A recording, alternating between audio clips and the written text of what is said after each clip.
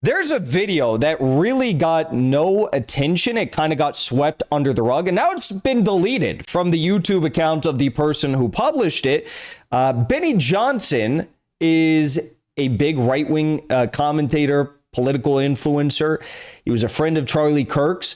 And his first show that he did on YouTube after Charlie Kirk was assassinated, he came out and said something that everyone kind of has forgotten, seemingly. And I'm going to show you the clip here in a second. But what was so interesting about this is not just that he said, oh, you know, I've been talking to Charlie's friends, I've been talking to Charlie's team, and they say it's possible, likely even, that there was a foreign state actor involved in this assassination. Why did that get swept under the rug? He literally said that he was talking to Charlie's friends, his team, TPUSA people, and they believed at the time, you know, a day, 24, 48 hours after the assassination, that it's possible, likely, that a foreign state actor was involved in this. Now, you know, this has become such a crazy thing to discuss, because anytime you bring this up, anytime you bring up these glaringly obvious questions and points about whether or not there was a foreign state actor, foreign intel involved in this assassination, you immediately get called a bigot. You immediately get called an anti-Semite.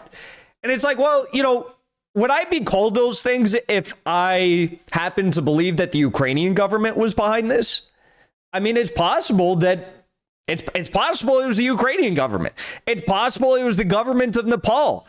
It's possible it was literally anyone on the face of the earth right now, because the FBI is not telling us what actually took place that day at Utah Valley University when Charlie Kirk was killed. They're not telling us. They're being very discreet, is one way of putting it. Probably more accurate way of putting it is deceitful about what actually happened. So much so to the point that, as you all probably know and remember, it was Tulsi Gabbard and Joe Kent, the director of the Counterterrorism Network for the United States government, underneath the Office for the Director of National Intelligence, which Tulsi Gabbard is the director of. They looked into this, and immediately what happened? Kash Patel said, no, you're not going to do that. We will not release the Epstein files. We will not look into whether there was foreign intel associated with the Charlie Kirk assassination. He brought in Susie Wiles, Netanyahu's old campaign manager, and he brought in J.D. Vance, and he said, we need to squash this. There will be no discussion of foreign intel involvement in the assassination of Charlie Kirk. Weird. Yeah, weird. So I think that this is something that should probably be discussed. This is something that probably should be looked into. And I find it a little bit weird that Benny Johnson was the one who said this, considering he's one of those mainstream conservative voices. He's not someone that oftentimes delves into the world of quote unquote conspiracies like we do here. And now this video is removed from his YouTube channel. You can't find it. Take a listen to what he had to say here. Yes, there is reason for people to believe that this is a professional hit job.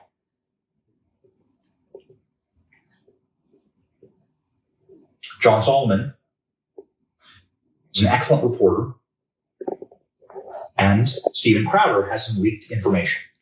I want to talk about both. I want to begin by saying that I'm very, very close with Charlie and his team, and here's what I wish to relay to you from that. That there is some considerable evidence that there were state actors involved here. That's it. I don't want to go any further than that. I can't go any further than that. Yes, there. That video is now deleted on his channel, by the way. Did the $7,000 check come through? Maybe they gave him a little bit more to delete it. I haven't heard Benny Johnson ever bring this up again. I've never seen any clips of him. I've been following this story very closely. I've never seen him question that. I've never seen him, discuss this matter in reference to Candace Owens's reporting and investigation on the Charlie Kirk assassination. One would think that if he were to come out and say this 24 to 48 hours after the assassination took place, that maybe he would actually do some digging into what this evidence was. Maybe he would enlighten us as to what this evidence was. He said, I have been given, there is credible evidence, he said, from the team of Charlie Kirk, there's credible evidence that there was foreign state involvement. What is that? And now this video is deleted? He looks scared. Does he not look scared? I'm just going to play that last part one more time. And Steven Crowder has some leaked information. I want to talk about both. I want to begin by saying that I'm very, very close with Charlie and his team. And here's the thing here's what I wish to relay to you from that. That there is some considerable evidence that there were state actors involved here. That's it. I don't want to go any further than that. I can't go any further than that. Yes, this is what I want to relay from Charlie's team. There is credible evidence that there was a foreign state actor involved here. I don't want to go any further than that. I can't go any further than that. Well, just put it this way.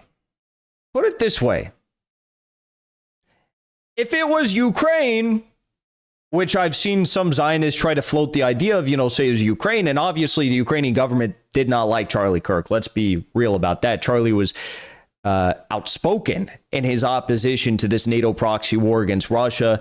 He was outspoken in support of peace with Russia. He was outspoken against the endless escalation and funding of this conflict and the enriching of the Zelensky regime.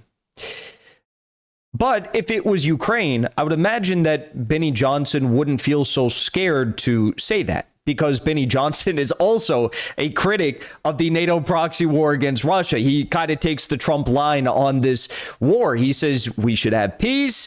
This is a proxy war. This shouldn't be funded by the U.S. taxpayer. We are killing a whole lot of Christians by prolonging this war. That's his take on it. He doesn't like Zelensky. I would imagine that if he felt as though in some way the Ukrainian government was responsible for killing his friend Charlie Kirk, that he would come out and say, I don't think he'd be scared about that. But you saw his face there. He was scared. You heard what he said. I can't give you any more than that. I won't give you any more than that. That's all I can say. I don't think he's scared of the Ukrainian government. He's been calling out the Ukrainian government for years, just like we have, just like Charlie Kirk was. So the question then becomes, what government might Benny Johnson be a little bit frightened of? What government might he be a little bit frightened of? One would assume that would be the same government that so many on the mainstream political right are frightened of, which is the state of Israel. Not conclusive. It's not to say, oh, this is a smoking gun. I'm just simply pointing out something that I found a little bit weird here. Okay? Of course, again, it was Kash Patel, who was covering up the Epstein files, that said Tulsi Gabbard and Joe Kent, who are his superiors, are not allowed to look into any foreign intelligence involvement into what took place with Charlie Kirk. Never forget that. It's very important. I just, like so many of you, I have such a bad feeling about this story. And I have such a bad feeling, especially in the sense that we are not going to get the truth. We're not going to get told what happened. We're not going to get the full story, because those in power simply don't want it to come out. It's far too damning. Too many people have too much blackmail, and this story will not be coming out in a full and transparent light, unfortunately. It's going to be up to people like Candace. And Candace, by the way, she was the one who last week came out and said that there were 12 Israeli cell phones at Utah Valley University at the event when Charlie Kirk was assassinated. And she said, look, this was not 12 Israeli VPNs. This was not 12 American phones being channeled through Israeli VPNs. These were 12 phones that were purchased in Israel, registered in Israel.